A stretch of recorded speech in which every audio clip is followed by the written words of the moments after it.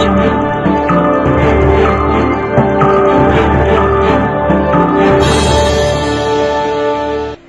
आमने सामने न्यूज के इस बुलेटिन में आपका स्वागत है। मैं हूं दीपिका। पूर्व केंद्रीय मंत्री जसवंत सिंह के सर पे गहरी चोट लगने से उनकी हालत अभी भी नाजुक बनी हुई है। देखिए ये रिपोर्ट। पूर्व केंद्रीय मंत्री जसवंत सिंह के सिर पे गहरी चोट लगी है। उन्हें धौला कुआं स्थित आर्मी अस्पताल के आईसीयू में भर्ती किया गया है। ताज़ा जानकारी के अनुसार उनकी हालत अभी गंभीर बनी हुई है। इस बीच प्रधानमंत्री नरेंद्र मोदी ने जसवंत सिंह के बेटे मानवेंद्र सिंह से फोन पर बातचीत की और उनके पिता के स्वास्थ्य के बारे में जानकारी ली। वहीं भाजपा के वरिष्ठ नेता लाल कृष्ण आडवाणी, सुषमा स्वराज, अरुण शौरी, राजीव प्रताप रूडी, कांग्रेस अध्यक्ष राहुल गांधी, अमर सिंह और जयप्रदा उनको देखने अस्पताल पहुंचे। सूत्रों के मुताबिक जसवंत सिंह गुरुवार देर रात अपने आवास पर कमरे में फिसल गए, जिसकी वजह से उनके सिर में चोट लग गई। इसके बाद उन्हें तुरंत देर रात 3 बजे आर्मी अस्पताल ले जाया गया, जहां उनका 3 घंटे तक ऑपरेशन चला। उनके सिर में खून के थक्के जम गए हैं। अभी भी वे आईसीयू में भर्ती हैं और उनकी स्थिति बहुत नाजुक बनी हुई है। ब्यूरो रिपोर्ट, आमने सामने न्यूज। फूलन देवी हत्याकांड में शेर सिंह राणा का नाम मुख्य आरोपी के रूप में सामने आया है।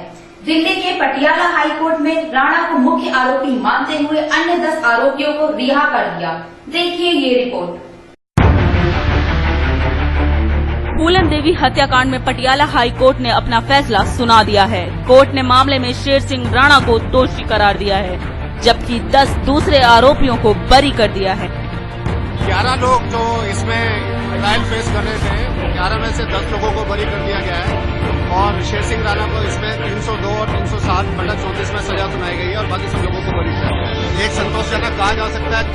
अगर शेर सिंह राणा के फैसले की बात को हटा दिया जाए तो उसका फैसला पढ़ने के बाद बताया जाएगा कि कोर्ट ने बाकी लोगों से उसको डिस्टिंग्विश कैसे किया। ये अदालत ने जिस हिसाब से एविडेंस को एग्जामिन करने के बाद फैसला दिया है, ये हम पढ़ने के बाद ही जान पाएंगे कि उन्होंने केस को डिस्टिंग्विश कैसे किया है। अब कोर्ट 12 अगस्त को सजा का ऐलान भी करेगा। आपको बता दें कि चंबल की रानी फूलन देवी कभी चंबल उसके नाम से जाना जाता था। बीहड़ में उसकी दहशत थी, फिर किस्मत ने ऐसी पलटी खाई कि चंबल से निकलकर वो जेल पहुंची और जेल से सीधा संसद भवन। 25 जुलाई 2001 को संसद भवन से घर लौटते हुए ठीक उसके सरकारी भवन के बाहर उसे गोली मार दी जाती है। उसकी मौत के 13 साल बीत जाने के बाद दिल्ली की एक अदालत ने अपना फैसला सुनाया और उस फैसले में ही शेर सिंह राणा का नाम सामने आया। आपको बता दें कि ये शेर सिंह राणा वही है जिसने खुद सामने आकर ये ऐलान किया था कि फूलन देवी की हत्या उसने ही की। अब देखना ये है कि 12 अगस्त को सजा का ऐलान जब होता है तो हाई कोर्ट, अब देखना ये है कि 12 अगस्त को सजा का ऐलान जब होता है तो आखिर कोर्ट क्या फैसला सुनाती है। ब्यूरो रिपोर्ट, आमने सामने न्यूज। एक बार फिर यूपी में शर्मसार कर देने वाला दुष्कर्म का मामला सामने आया है। मैनपुरी बेवड़ क्षेत्र के एक गांव में शौच के लिए जा रही युवती के साथ उसके ही गांव में रहने वाले व्यक्ति ने दुष्कर्म किया। देखिए ये रिपोर्ट।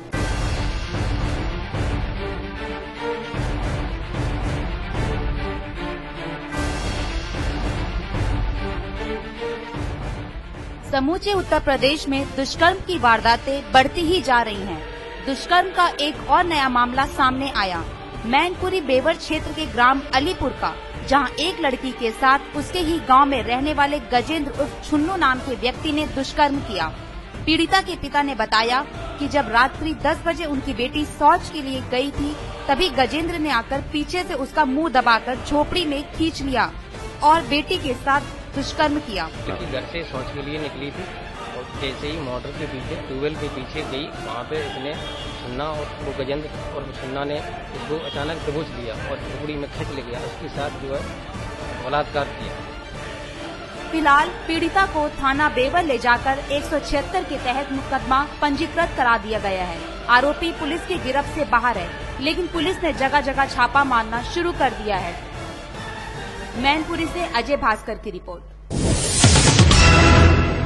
वक्त तो चला एक छोटे से ब्रेक का। ब्रेक के बाद हाजिर होंगे लेकिन कुछ और नई खबरें। Politics, crime, sports. अगर इन खबरों पर है आपकी बारीक नजर, आपकी आवाज भी कर सकती है असर। बढ़ाएं अपनी आवाज का दायरा, बने आमने सामने न्यूज का हिस्सा। ब्रेक के बाद एक बार फिर से आपका स्वागत है। समस्तीपुर में छात्रों के आपसी विवाद में एक छात्र बुरी तरह जख्मी हो गया है और दूसरे छात्र की मौके पर ही मौत हो गई। देखिए ये रिपोर्ट।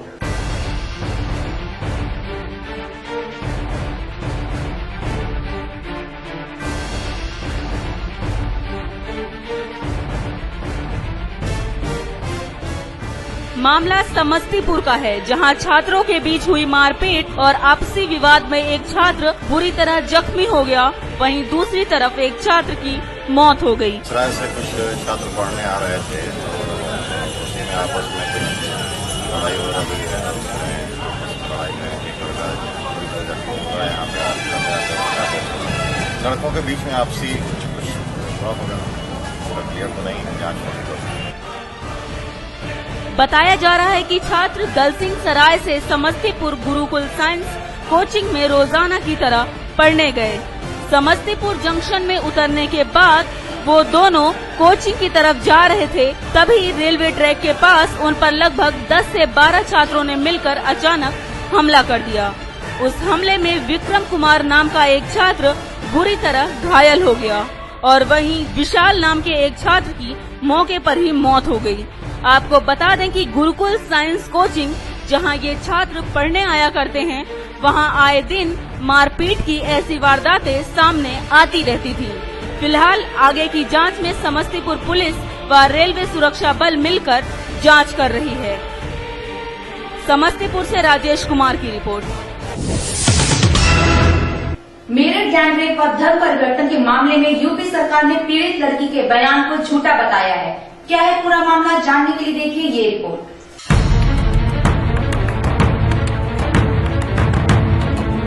मेरठ के खरखौदा में युवती के साथ सामूहिक दुष्कर्म के बाद धर्म परिवर्तन के मामले में केंद्र सरकार की दिलचस्पी बढ़ने के बाद उत्तर प्रदेश सरकार ने अब एक नई कहानी पेश की। शुक्रवार को राज्य सरकार ने केंद्र को भेजी रिपोर्ट में दावा किया है कि युवती का अपहरण नहीं हुआ।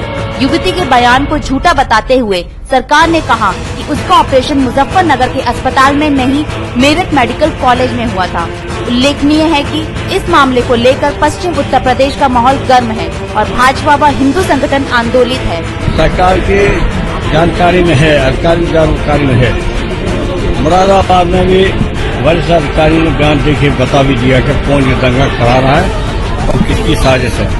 खरखौदा मामले को लेकर गृह सचिव कमल सक्सेना व आईजी कानून व्यवस्था अमरेंद्र कुमार सेंगर शुक्रवार को पत्रकारों से मुखातिब हुए। उन्होंने बताया कि केंद्र द्वारा घटनाक्रम और कार्रवाई की रिपोर्ट मांगे जाने पर शुक्रवार को 1.5 पेज की रिपोर्ट भेजी गई है। रिपोर्ट के अनुसार युवती ने पहले बताया था कि उसका ऑपरेशन डॉक्टर नवाब और सना उल्ला ने मुजफ्फरनगर में किया, लेकिन ये सच नहीं है। युवती का ऑपरेशन 23 जुलाई को मेरठ मेडिकल कॉलेज में हुआ।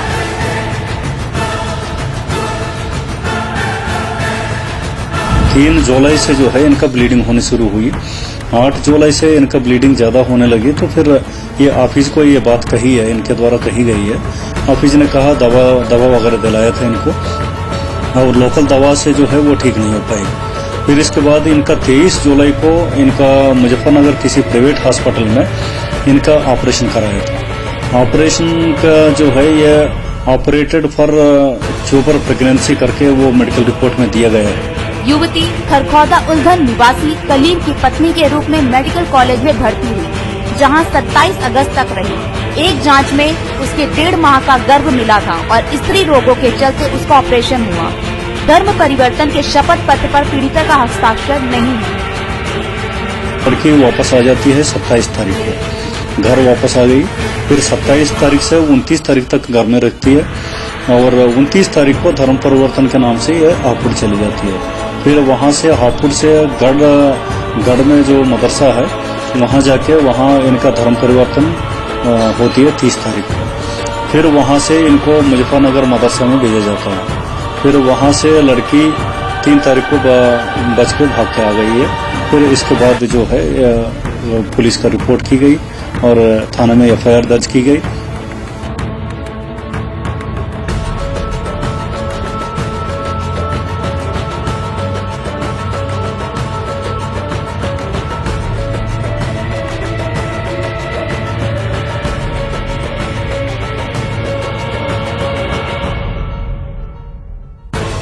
सिलसिले में गुल सनव्वर और वकील अहमद को गिरफ्तार कर लिया गया है, जबकि एक फरार है। रिपोर्ट के मुताबिक गत जून में युवती को मदरसे में ठहरने के लिए कुछ लोग ले गए थे। तब मदरसे की ओर से आपत्ति आई कि गैर मुस्लिम महिला को मदरसे में नहीं ठहराया जा सकता। तब उसी रात धर्म परिवर्तन का शपथ पत्र बनाया गया। युवती का कथित पति कलीम अभी पकड़ा नहीं गया है। युवती की आयु 20 वर्ष की है और वह बालिग है। सक्सेना ने कहा है कि युवती का गाजियाबाद के एक अस्पताल में इलाज चल रहा है और वह खतरे से बाहर है।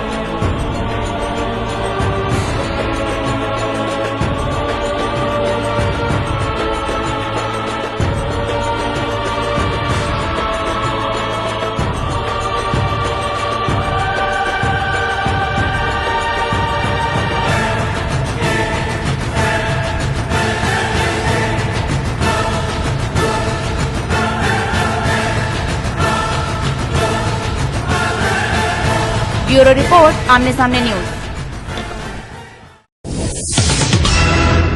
इस बुलेटिन में फिलहाल इतना ही। अब मुझे यानी दीपिका को दीजिए इजाजत। नमस्कार।